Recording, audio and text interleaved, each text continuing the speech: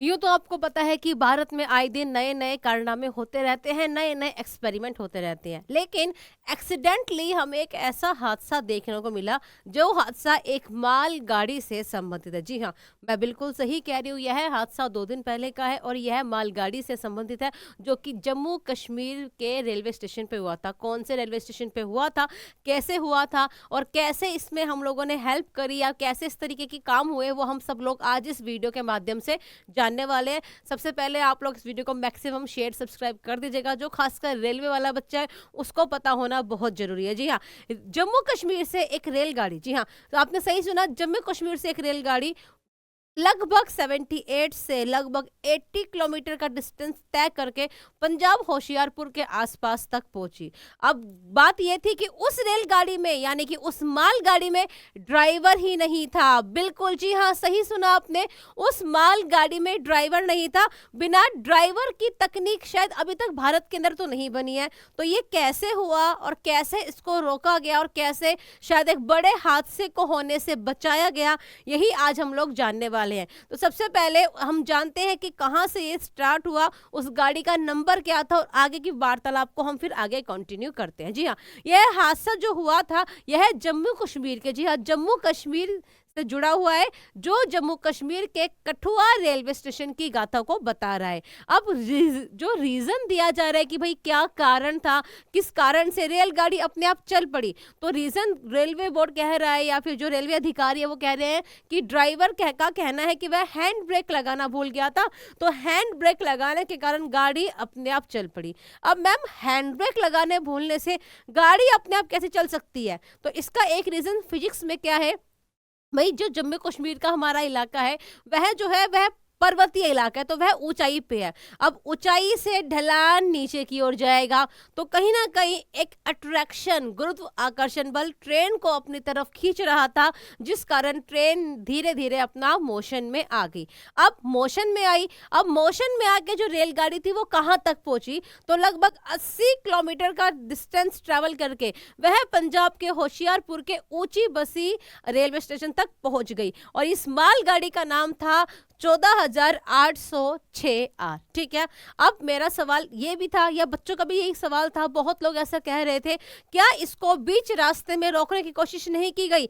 इसको बीच रास्ते में रोकने की कोशिश की गई थी, जो कश्मीर के लगते हुए जिले थे, कश्मीर के लगते हुए इलाके थे, लेकिन इतनी तेज रफ्तार थी कि इसको रोकना असंभव हो गया। फिर ऐसा क्या हुआ कि इसको हम रोकने में कामयाब हो गए?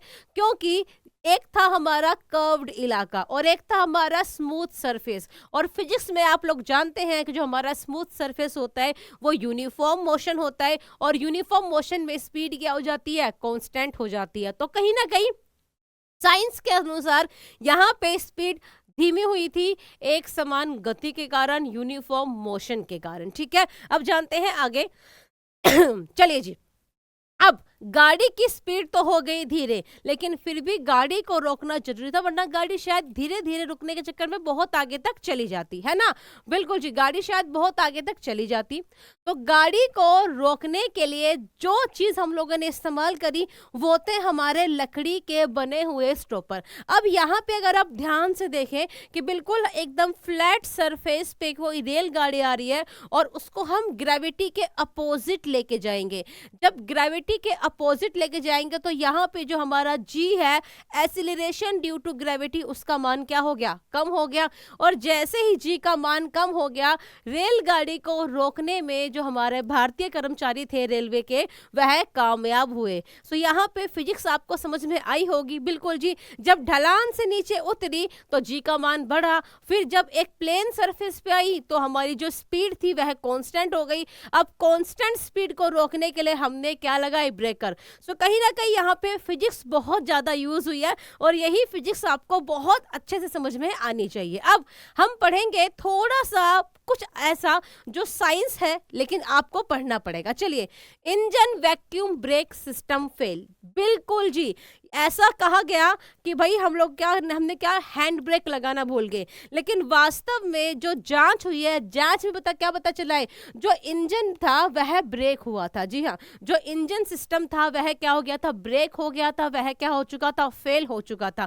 अब इंजन के फेल होने से गाड़ी अपने आप ही क्या होने लगी, चलने लग गई। आगे देखते हैं भाई, आगे और ऐसे क्या क्या तथ्य है जो शायद हमको जानने जरूरी है। जी हाँ, रेलवे का मैनुअल कहता है सबसे पहले गाड़ी को धीरे किया गया। अब गाड़ी को रेलवे ने धीरे नहीं किया, गाड़ी को धीरे उस सरफेस ने किया। दूसरा कहता है कि वुडन स्टॉपर का यूज किया गया, ये बिल्कुल सही बात है कि लकड़ी के स्टॉपर का यूज किया गया, क्योंकि गाड़ी की जो स्पीड थी वह क्या हो गई थी, धीमी हो गई थी।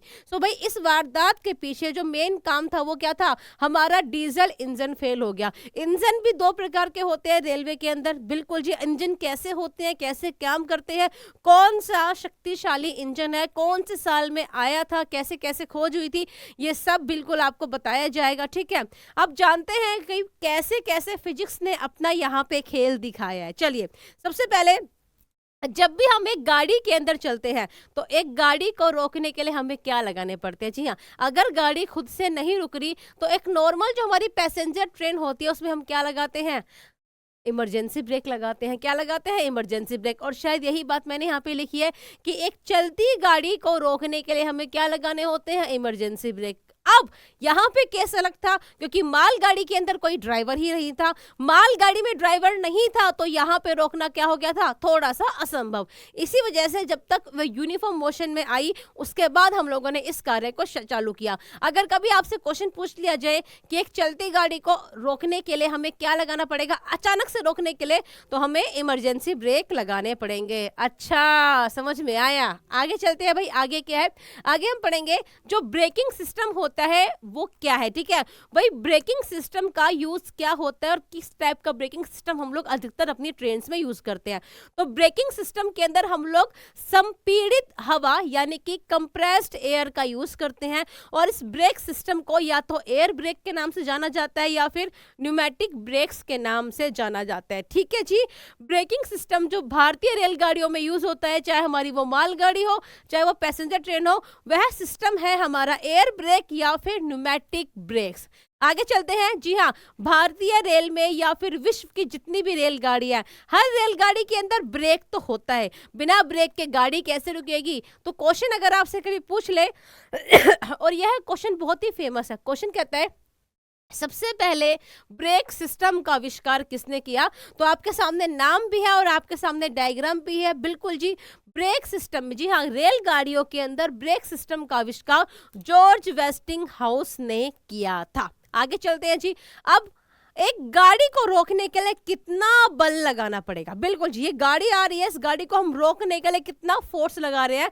तो एक गाड़ी को रोकने के लिए सरफेस एरिया पे लगभग हमें 50,000 न्यूटन फोर्स लगाना पड़ेगा। OMG, मतलब इतना सारा फोर्स लगाना पड़ेगा एक गाड़ी को रोकने के लिए जो माल ढोके लेके आई, जिसमें इतने सारे डिब्बे पाए जाएंगे। तो इतना बल जरूरी है किस पे बच्चा, सतह पे लगाने के लिए। आगे देखते हैं। अब ट्रेन जो अचानक से रुक जाती है, यहां पर भी कहीं ना कहीं हमारे न्यूटन के लॉ पाए जाते हैं। बिल्कुल जी, ट्रेन का अचानक से रुकना, यहाँ पे कहीं ना कहीं न्यूटन के नियम का हम इस्तेमाल करते हैं। कैसे करते हैं जानते हैं। जब गाड़ी रुकती है तो गाड़ी में नीचे पहिए लगे होते हैं, गाड़ी में नीचे पहिए लगे होते हैं, ऊपर हमारे डिब्बे होते हैं। जब गाड़ी को रोका जाता है अचानक से तो इनर्शिया, आपने एक नाम सुना होगा इनर्शिया। अगर कोई चीज रेस्ट में है तो रेस्ट में ही रहने दो, मोशन में है तो मोशन में रहने दो। अचानक से रोकेंगे तो इनर्शिया डिस्टर्ब हो जाएगा। क्या होगा, जी हाँ, इनर्शिया डिस्टर्ब होने के कारण जो हमारा लोअर पार्ट है वो क्या आ जाएगा, रेस्ट में, क्योंकि वो पहले क्या था, मोशन में। अब इनर्शिया डिस्टर्ब हुआ तो मोशन किस में बदल जाएगा, रेस्ट में बदल जाएगा। लेकिन जो हमारा ऊपरी भाग है वो अभी भी कहीं ना कहीं एक यूनिफॉर्म मोशन को मेंटेन करके रखेगा। शायद इसीलिए एक रुकी हुई रेलगाड़ी में जब हम चलते हैं तो कहीं ना कहीं डिब्बे के हिलने के आसार हमको दिखते हैं कि डिब्बा हल्का फुल्का हिलता है। क्यों? क्योंकि जो हमारा ऊपरी भाग, जो डिब्बे वाला हिस्सा होता है, जो कोच होता है, वह हमेशा एक समान मोशन के अंदर पाया जाता है। सो रेलगाड़ी में सडन रोकने के लिए कहीं ना कहीं इनर्शिया का भी इस्तेमाल किया गया है। ठीक है, चलिए जी मेरे बच्चा, ये मैंने आपको बता ही दिया है। ठीक है, आगे देखते हैं आगे क्या है। बच्चा, किसी भी रेलगाड़ी की चाल को नॉर्मली धीमा करने के लिए हम जो इंजन यूज करते हैं स्टॉपिंग का, उसे हम लोकोमोटिव कहते हैं। ठीक है, लोकोमोटिव क्या है? लोकोमोटिव जो है हमारी एक ट्रेन कार है। ठीक है, बिल्कुल ये डायग्राम शायद आपको समझ में बहुत अच्छे से आ पाएगा। यहाँ जो आपको दिख रहा है बच्चा, ये हमारा लोकोमोटिव सिस्टम है और इस सिस्टम में एक पहिए से दूसरा पहिया कहीं ना कहीं क्या है, अटैच है। जब पिछले वाला पहिया थोड़ा सा धीमा पड़ जाएगा तो आगे वाले को भी वो क्या करेगा, रुकने के लिए मजबूर करेगा। तो इनर्शिया तो अप्लाई हो रहा है, लेकिन जो ये इंजन है, इस इंजन में ऐसा क्या पाया गया है तो उसे हम लोकोमोटिव कहेंगे। जी हाँ, इंजन जो होते हैं उसमें जो हमारा लोकोमोटिव हिस्सा है, उसके कारण एक चलती गाड़ी को हम क्या कर सकते हैं, रोक सकते हैं। ठीक है जी, चलिए जी अब बात करेंगे फ्रिक्शन की। आपको पता है चलने के लिए फ्रिक्शन चाहिए, रोकने के लिए भी फ्रिक्शन चाहिए। तो भाई फिजिक्स के अनुसार एक रेलगाड़ी को रोकने के लिए इनर्शिया की भी जरूरत है और उतना ही जरूरत है हमें घर्षण बल की। किसकी?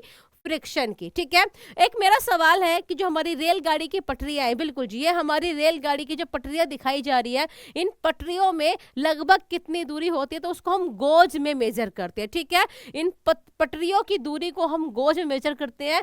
बिल्कुल जी, ये बहुत प्यारे प्यारे क्वेश्चंस है कि जो हमने सीमेंट भर रखा है, जिसको हम कहते हैं कंकर, पत्थरी और बजरी, उसमें डिस्टेंस कितना पाया जाता है, इसके बाहर दूसरी लाइन में कितना डिस्टेंस पाया जाएगा। ये सारे बहुत प्यारे प्यारे क्वेश्चन है। लेकिन एक क्वेश्चन आप लोग याद रख लीजिए कि भारत के अंदर हम लोग वाइड ब्रॉड इस्तेमाल करते हैं और वाइड ब्रॉड में दो पटरियों के बीच की दूरी होती है 5 फीट 6 इंच। ठीक है जी, बहुत ही प्यारा सा एक ये आंसर है जो शायद हमारे एग्जाम में आ भी सकता है। सो भाई एक गाड़ी को रोकने के लिए इनर्शिया की भी जरूरत है और एक गाड़ी को रोकने के लिए हमें क्या चाहिए, घर्षण बल चाहिए। ठीक है, जो पटरियों के ऊपर अप्लाई किया जाएगा और हमारी चाल क्या हो जाएगी, गाड़ी की कम हो जाएगी। सो भाई मैंने आपको बहुत सारी इंफॉर्मेशन दे दी कि किस तरीके से वो गाड़ी चली, और चली तो क्यों चली, रुकी तो क्यों रुकी, कैसे रोका गया।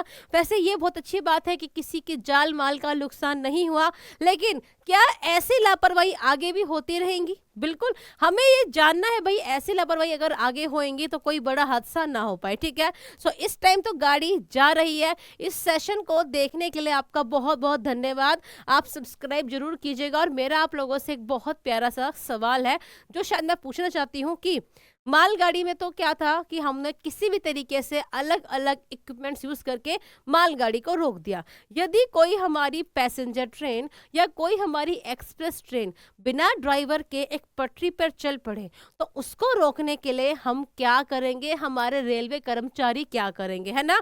देखते हैं आपका आईक्यू लेवल कितना तेज और कितना आप बता पाते हैं इसके बारे में। ठीक है जी, सो इस सेशन को आप बिल्कुल शेयर कीजिएगा। पूछे गए सवाल का कमेंट बॉक्स में आंसर जरूर दीजिएगा और हो सके तो शेयर कर दो ताकि पता लगे कि इस हादसे में रोकने के लिए फिजिक्स बहुत जरूरी थी। बिकॉज ये सारा खेल किसका है, फिजिक्स का है। चलिए जी, मिलते हैं ऐसी और इन्फॉर्मेटिव वीडियोस में। अभी के लिए जय हिंद।